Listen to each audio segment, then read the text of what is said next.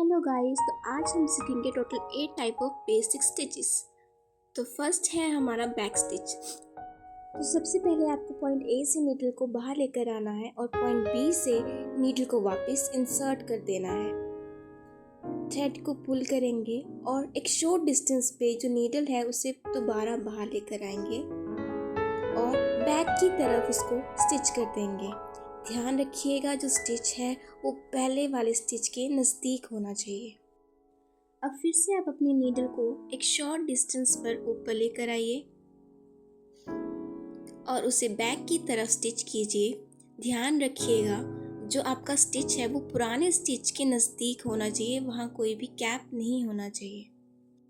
इस स्टिच को हम बैक स्टिच इसीलिए बोलते हैं क्योंकि इसमें जो सारे स्टिचेस होते हैं वो बैकवर्ड साइड होते हैं, मतलब पीछे की तरफ किए जाते हैं।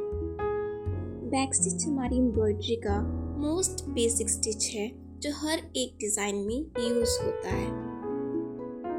आप इस स्टिच का यूज़ किसी भी बॉर्डर एरिया को कवर करने के लिए कर सकते हैं, लाइक फ्लावर का बॉर्डर पार्ट, ट्रीज की ब्रांचेस एक्सेट्रा।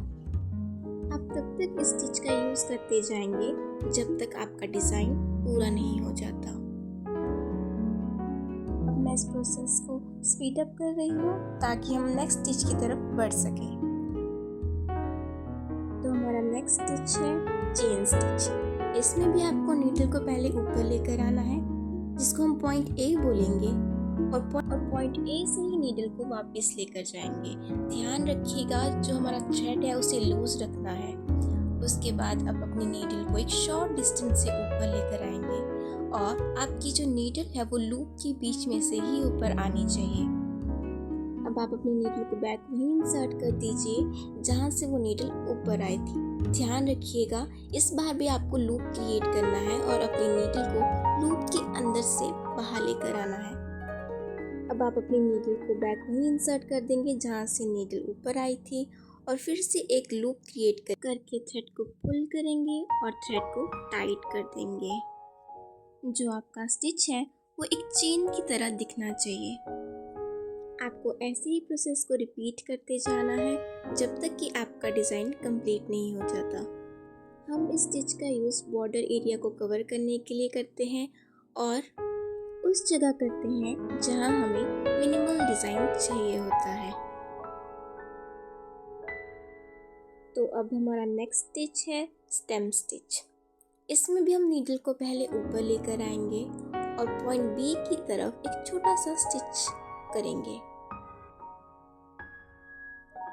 अब आपको स्टिच के सेंटर में से नीडल को ऊपर लेकर आना है। ध्यान रखिएगा स्टिच को आपको स्प्लिट नहीं करना है, उसके राइट साइड से आपको थ्रेड को ऊपर लेकर आना है और पॉइंट सी की तरफ फिर से स्टिच करना है और नीडल को स्टिच के सेंटर में से ऊपर लेकर आना है। अब आपको नीडल को फिर से राइट तरफ से पुल करना है। अब आपको इस स्टिच में मेनली ध्यान रखना है कि अगर आपने फर्स्ट स्टिच में अपनी नीडल को राइट तरफ से पुल किया है तो आपको अपने हर स्टिच में जो नीडल है उसे राइट तरफ से ही पुल करना होगा। इस स्टिच में आपको स्टिच को थोड़ा लूज रखना है और जब आप नीडल को वापस ऊपर लेकर आएंगे तब उस स्टिच को टाइट करना है। इस स्टिच का यूज़ भी बॉर्डर एरिया पर ही किया जाता है। अब हमारा नेक्स्ट स्टिच भी इसी स्टिच की तरह थोड़ा मिलता जुलता है और उसका नाम है स्प्लिट स्टिच। इसमें भी आपको अपनी नीडल को पॉइंट ए से ऊपर लेकर आना है और पॉइंट बी की तरफ एक छोटा सा स्टिच करना है। अब आपको अपनी नीडल को इस स्टिच के सेंटर में से ऊपर लेकर आना है। इसमें आपको अपने स्टिच को 2 पार्ट्स में स्प्लिट करना होता है। अब आपको अगेन पॉइंट सी की तरफ एक छोटा सा स्टिच करना है और फिर से इस स्टिच को स्प्लिट करना है। आई नो आपको स्टेम स्टिच और स्प्लिट स्टिच एक जैसा ही लग रहा होगा, लेकिन इसमें थोड़ा सा डिफरेंस होता है। स्टेम स्टिच में जो आपकी नीडल है वो राइट साइड से बाहर आती है, लेकिन स्प्लिट स्टिच में आपकी नीडल स्टिच के सेंटर में से बाहर आती है। इसमें आपका जो स्टिच है वो 2 पार्ट्स में स्प्लिट हो जाता है। और यहाँ पर स्प्लिट का मतलब है 2 पार्ट्स में डिवाइड हो जाना। अब आप अपने प्रोसेस को ऐसे ही रिपीट करते जाएंगे जब तक कि आपका डिज़ाइन कंप्लीट नहीं हो जाता। Fern stitch. अब आपको इसमें भी अपनी नीडल को पॉइंट ए से बाहर लेकर आना है और उसके पैरेलल में ही पॉइंट बी लेना है, जहाँ से आपको अपनी नीडल को वापस अंदर लेकर जाना है। अब आपको इसमें भी ध्यान रखना है कि आपको सारा थ्रेड नहीं खींचना है, आपको एक लूप क्रिएट करना है और लूप के सेंटर में से आपको नीडल को वापस ऊपर लेकर आना है और लूप को टाइट करना है। अब आपको एक छोटा सा स्टिच बनाना है ताकि वहाँ पर एक वाई टाइप शेप बन सके, जिसको हम पॉइंट सी बोलेंगे। अब आपको अपनी नीडल को फिर से ऊपर लेकर आना है और पॉइंट बी की तरफ स्टिच करना है।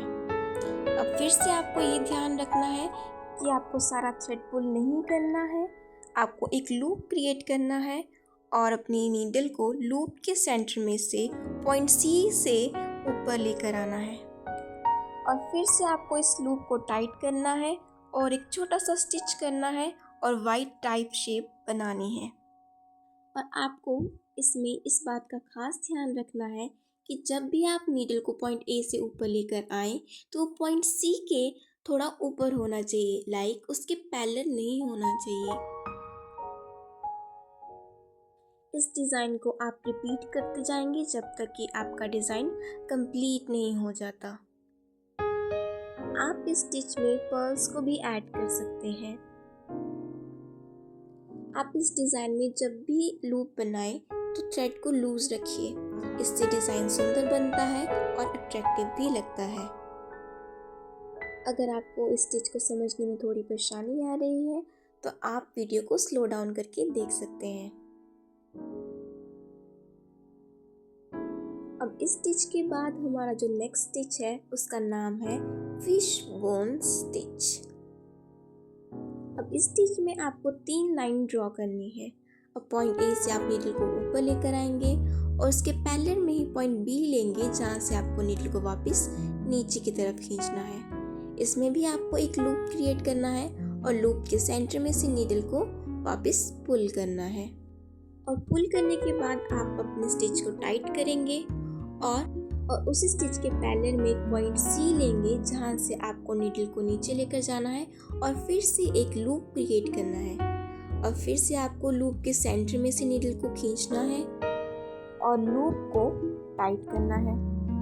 अब इसी तरह आपको स्टिच को रिपीट करते जाना है और लूप क्रिएट करते जाना है और उन लूप्स को टाइट भी करते जाना है। फिश बोन स्टिच भी फर्न स्टिच की तरह ही होता है, लेकिन इसमें आपको वाई लाइक स्ट्रक्चर क्रिएट नहीं करना है, इंस्टेड आपको फिश लाइक स्ट्रक्चर क्रिएट करना है। इसमें भी आप पर्ल्स का यूज़ कर सकते हैं। इस एम्ब्रॉयडरी स्टिच का यूज़ लोग नेक के एरिया पर करते हैं, सूट के बॉर्डर्स पर करते हैं और भी काफ़ी जगह करते हैं। चलिए अब हम चलते हैं नेक्स्ट स्टिच की तरफ, जो है हेयरिंग बोन स्टिच। आपको पहले पॉइंट ए से नीडल को ऊपर लेकर आना है और एक पॉइंट बी लेना है, वहाँ से आपको नीडल को इंसर्ट करना है। अब आपको पॉइंट बी के स्लाइटली राइट तरफ एक पॉइंट लेना है, जिसको पॉइंट सी बोलेंगे और वहाँ से नीडल को ऊपर लेकर आना है और फिर से पॉइंट ए लाइन की तरफ जाना है और वहाँ पे स्टिच कर देना है। अब पॉइंट ए लाइन के फिर से थोड़े से राइट साइड पर आपको स्टिच करना है और थ्रेड को पुल कर लेना है और फिर से लाइन बी पर स्टिच कर देना है। अब आपको इस स्टिच में इस बात का खास ध्यान रखना है कि जो पॉइंट ए लाइन है और जो पॉइंट बी लाइन है, इन दोनों के बीच में जब आप स्टिच करें तो वो स्टिच एक दूसरे के पैरेलल नहीं होना चाहिए, वो एक स्लैंट पोजीशन में होना चाहिए। एट द एंड आप देखेंगे कि इस स्टिच में आप एक ज़िग-ज़ैग पैटर्न बना रहे हैं। कोशिश कीजिएगा कि जो आपका स्टिच है उसके बीच में जो गैप है वो सेम हो। यहाँ मेरे स्टिचेस में गैप छोटा बड़ा हो सकता है क्योंकि रिकॉर्डिंग करते वक्त स्टिचिंग करना थोड़ा मुश्किल होता है, लेकिन जब आप स्टिच करें तो ये ध्यान रखिएगा कि आपके स्टिचेस में ज़्यादा गैप नहीं होना चाहिए। अब हमारा नेक्स्ट स्टिच है रेज्ड चेन स्टिच। अब आपको इसमें पॉइंट ए से नीडल को ऊपर लेकर आना है और पॉइंट बी में उसको इंसर्ट करके एक सिंपल स्टिच बनाना है और ऐसे ही आप अपना सेकंड स्टिच बनाएंगे। इसमें आपको थोड़े थोड़े गैप में स्टिचेस बनाने हैं। एक्चुअल में ये हमारा एक बेस क्रिएट हो रहा है जिसके ऊपर हम फाइनल डिज़ाइन बनाएंगे। तो आप जल्दी से ये बना लीजिए, फिर हम चलते हैं नेक्स्ट स्टेप की तरफ। और जब भी आप ये सिंपल स्टिचेस बनाएं तो ध्यान रखिएगा जो स्टिचेस हैं उनमें ज़्यादा गैप नहीं होना चाहिए। यहाँ पर मैं गैप ज़्यादा ले रही हूँ ताकि बेटर अंडरस्टैंडिंग हो सके। अब आप स्टिच के मिड में से नीडल को ऊपर लेकर आएंगे, सेकंड स्टिच की तरफ इसको इंसर्ट कर देंगे। आपको क्लॉथ के अंदर इंसर्ट नहीं करना है, स्टिच के अंदर इंसर्ट करना है। नीडल को स्टिच के राइट तरफ लेकर जाएंगे और नीचे की तरफ इसको पुल करेंगे। उसी तरह आप लेफ्ट साइड से नीडल को इंसर्ट करेंगे स्टिच के अंदर और उसको नीचे की तरफ से खींच लेंगे। एक्चुअल में आपको यहाँ पर एक नोट क्रिएट करनी है ताकि ये यहाँ पे फिक्स हो जाए। अब आप फिर से स्टिच नंबर 3 की तरफ अपनी नीडल को इंसर्ट करेंगे और उस स्टिच के ऊपर की तरफ से राइट साइड से उस नीडल को नीचे की तरफ पुल करेंगे। अब वैसे ही लेफ्ट साइड से हम नीडल को ऊपर लेकर जाएंगे और नीचे की तरफ खींचेंगे। अब जब हम इस नीडल को नीचे की तरफ से खींचेंगे तो देखिए वहां पर फिर से एक नोट क्रिएट हो जाएगी। अब आप इस बात का खास ध्यान रखिएगा जब भी आप इसमें बेस बनाइएगा तो आपको जो गैप होगा स्टिचेस के बीच में वो ज़्यादा नहीं लेना है। मैंने ज़्यादा लिया है ताकि आप इसको अच्छे से समझ सकें। अगर आपको फिर भी समझने में परेशानी हो रही है तो आप इस वीडियो को स्लो डाउन करके देख सकते हैं। आज हमने टोटल 8 टाइप ऑफ स्टिचेस सीखे हैं। मोर वीडियोस के लिए लाइक, सब्सक्राइब एंड कमेंट।